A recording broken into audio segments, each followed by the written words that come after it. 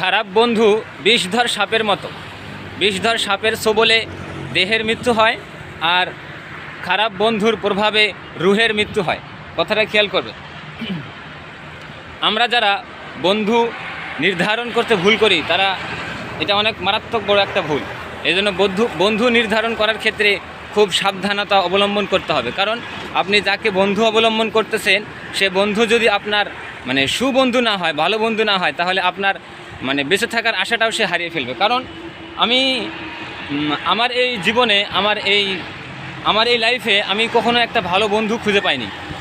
আমার লাইফে আমি অনেক মানুষের সঙ্গে, অনেক ছাত্র সমাজের সঙ্গে, আমার ছাত্র লাইফে অনেক ছাত্রের সঙ্গে আমি উঠা বসা চলাফেরা করেছি, কিন্তু মনের মতো বন্ধু আমি কারো হতেও পারিনি, আর কেউ আমার মনের মতো বন্ধু হতে পারেনি। তো আমি অনেকের বন্ধু হওয়ার চেষ্টা করেছিলাম। ইভেন আমি মানুষকে, আমার বন্ধুদেরকে টাকা দিয়ে সহযোগিতা করেছি, অনেক আপনার জিনিস দিয়ে, অনেক জিনিসপত্র দিয়ে সহযোগিতা করেছি, টাকা দিয়ে সহযোগিতা করেছি। তাদের জন্য আমি হাজার হাজার টাকা পর্যন্ত খরচ করেছি শুধু বন্ধুর কারণে। তো আমি কখনো বন্ধু কারো হতে পারিনি, ইভেন কাউকে আমি বন্ধু করে নিতে পারিনি। তো যারা ছাত্র আছেন তাদেরকে আমি এই টিপসটা দিতে চাচ্ছি যে কখনো ছাত্র জীবনে কোনো দিন বন্ধুই ব্যবহার করবেন না, বন্ধু বানাবেন না। কারণ ছাত্র বয়সে বন্ধু অনেক ক্ষতিকর। ছাত্র বয়সে বন্ধু অনেক ক্ষতিকর, যেটা আমি অনুভব করেছি বা আমি বুঝেছি।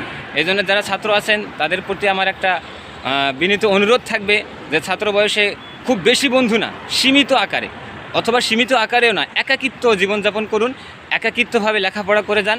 আমার পক্ষ থেকে এতটুকু উপদেশ থাকবে যে বন্ধু নির্ধারণ করতে কখনো ভুল করবেন না। বন্ধু আপনার আমার লাইফে পথ চলার ক্ষেত্রে, এখানে সেখানে ঘুরতে যাওয়ার ক্ষেত্রে অনেক গুরুত্বপূর্ণ একটা বিষয়, অনেক গুরুত্বপূর্ণ একটা জিনিস। এই জন্য বন্ধু নির্ধারণ করতে খুব সাবধানতা অবলম্বন করবেন। কথাটি কেমন লাগতেছে অবশ্যই আমাকে জানাবেন। আলহামদুলিল্লাহ, কথাটি আপনাদের কেমন লেগেছে আমাকে অবশ্যই জানানোর চেষ্টা করবেন। তো আজকের ভিডিওটি এতটুকুই। সবাই ভালো থাকবেন, সুস্থ থাকবেন। আসসালামু আলাইকুম ওয়া রাহমাতুল্লাহ।